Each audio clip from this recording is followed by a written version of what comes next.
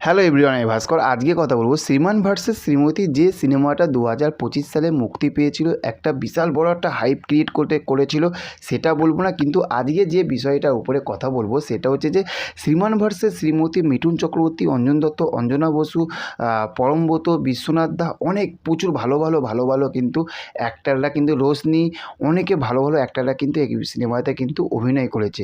কিন্তু এটা গল্প তো ভালো ছিল, এটা তো রিয়াকশান, রিভিউ, লেখালেখি সব কিছু তো ভালো এসেছিলো, কিন্তু সিনেমাটা কেন চললো না, আজকে সেই বিষয়টার উপরে কথা বলবো। আমার নিজের কিছু প্রেডিকশান, আমার নিজের কিছু ভাবনা চিন্তা, সেগুলো আপনাদেরকে জানাবো। যদি আপনার সঙ্গে যদি একমত হন, এইটা যখন বলবো, আপনারা মিঠুন চক্রবর্তীর ফ্যান হতেই পারেন, আমিও মিঠুন চক্রবর্তীর একজন ফ্যান, আপনিও একজন মিঠুন চক্রবর্তীর ফ্যান। কিন্তু আবেগ দিয়ে জিনিসটা দেখলে হবে না, বিবেক দিয়ে দেখতে হবে, মানে বাস্তবটাকে বুঝতে হবে। আমি একজনের ফ্যান, আমি আবেগ দিয়ে দেখলাম, সব কিছু একদম বইয়ে করে দিলাম, সেটা হবে না। কিন্তু ওই জন্য বলছি, প্রথমেই বারবার বলে দিচ্ছি, এটা আমার মতের সঙ্গে হয়তো অনেকে অমত হতে পারেন, কিন্তু আমি যে কথাগুলো বলবো সেগুলো একবার প্লিজ ভালোভাবে বুঝুন, বুঝলে আপনারা ঠিক বুঝতে পারবেন যে আমি ঠিক বলছি না ভুল বলছি। এই যে শ্রীমান ভার্সেস শ্রীমতী, বা আগের দুর্গাপুজোর সময় যখন মুক্তি পেয়েছিল শাস্ত্রী, মিঠুন চক্রবর্তীর এই ছবিগুলো কেন চলছে না?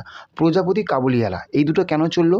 শ্রীমান ভার্সেস শ্রীমতী এবং হচ্ছে যে এই ছবিটা শাস্ত্রীর, এই দুটো ছবি কেন চললো না? এই দুটো ছবি, শ্রীমান ভার্সেস শ্রীমতী তো একদমই ফ্লপ হয়ে গেল, কিন্তু শাস্ত্রী এই ছবিটি তাও টেনে টুনে একটা হিট হয়েছিল, এবং সেই সময়টা দুর্গাপুজো ছিল বলে, তাই তো? এবং হচ্ছে যে এই যে শ্রীমান ভার্সেস শ্রীমতী, এই ছবিটি না চলার বেশ কিছু কারণ আছে। প্রথম পয়েন্ট, যেটা আমি বারবার আমি কিন্তু বলে এসেছি, সেটা হচ্ছে যে এই ছবিটির কিন্তু সেই লেভেলে কিন্তু কোনো প্রমোশন হয়নি। আমরা কোনো লেভেলের প্রমোশন কিন্তু দেখিনি। আমরা জাস্ট একদম লাস্টের দিকে আমরা কিছু প্রমোশন দেখেছিলাম। এই ছবিটির একটা বাংলা ছবি, আচ্ছা তার আগে বলি যে ভিডিওটা একটু বড় হতে পারে, কিন্তু ধৈর্যভাবে শুনবেন, কারণ এই জিনিসগুলো নিয়ে যখন আলোচনা করবো একটু বড় হবে, একটু লং হবে ভিডিওটা, বিশাল বড় হবে না, ছোট্টর মধ্যে কিন্তু একটু বড় হবে। এই যে একটা ছবি, এখনকার সময় একটা ছবি সবসময় হচ্ছে যে একটা ভালো প্রমোশনের দরকার হয়, সেখানে কিন্তু আমরা কিন্তু কোনো প্রমোশন কিন্তু আমরা শ্রীমান ভার্সেস শ্রীমতীর দেখিনি। এক নম্বর পয়েন্ট। 2 নম্বর পয়েন্ট, যেটা হচ্ছে যে মিঠুন চক্রবর্তী, শ্রীমান ভার্সেস শ্রীমতী, আপনি বা শাস্ত্রী, এই ছবিগুলোর প্রোডাকশান হাউস দেখুন, প্রোডাকশান হাউসটা একবার দেখুন, একদম নতুন প্রোডাকশান হাউস। কিন্তু মিঠুন চক্রবর্তী একটা ব্র্যান্ড, মিঠুনদা একটা ব্র্যান্ড। এখন তাকে সবসময় মিঠুনদা একটা ইন্টারভিউতে বলেছিল, আমি প্রোডাকশান হাউস দেখি না। আমি সত্যি কথা বলতে মিঠুনদার মুখের যোগ্য আমি না, কিন্তু আমার মনে হয় যে এই কথাটা মনে হয় একটু কোথাও থাকতে একটু আমার মানে লাগলো না, কারণ মিঠুন চক্রবর্তী একটা ব্র্যান্ড, তো তাকে একটু হলেও ভাবনা চিন্তা করে একটু বইটা সিনেমা একটা করতে হবে। এবার সেটা মিঠুনদা ভালো বোঝে বা মিঠুনদা ভালো বুঝবে, আমরা অ্যাজ এ দর্শক তাই আমাদের একটা মতামত, একটা জাস্ট বলছি, একটা শেয়ার করছি, নট কোনো মানে মানে সিদ্ধান্ত আমাদের এইসব না, একটা জাস্ট শেয়ার করছি। এই যে মিঠুন চক্রবর্তী যখন আপনার বইটা করেছিল সন্তান, যখন সন্তানটা করেছিল, খাদানের সঙ্গে মুক্তি পেয়েছিল সন্তান ছবিটি, ভেবে দেখুন তো কোন প্রোডাকশান হাউস? SBF। একটা ভালো লেভেলের বক্স অফিস কালেকশন এনেছিল তো, সুপারহিট হয়েছিল তো সন্তান ছবিটা। আচ্ছা, তার আগে ভেবে দেখুন কাবুলিওয়ালা কেন চলেছে বলুন তো? কোন প্রোডাকশান হাউস? SBF। ভেবে দেখুন। আচ্ছা, তারপরে প্রজাপতি, কোন প্রোডাকশান হাউস?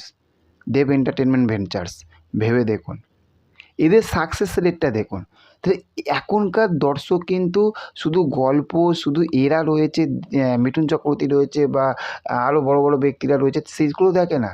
এখন মানুষ প্রোডাকশান হাউস দেখে, একদম চোখের সামনে প্রমাণ। আমার বস, ভেবে দেখুন, শ্রীমান ভার্সেস শ্রীমতীরও একটা রিয়াকশান ভালো এসেছে, আমার বসেরও রিভিউ রিয়াকশান ভালো এসেছে।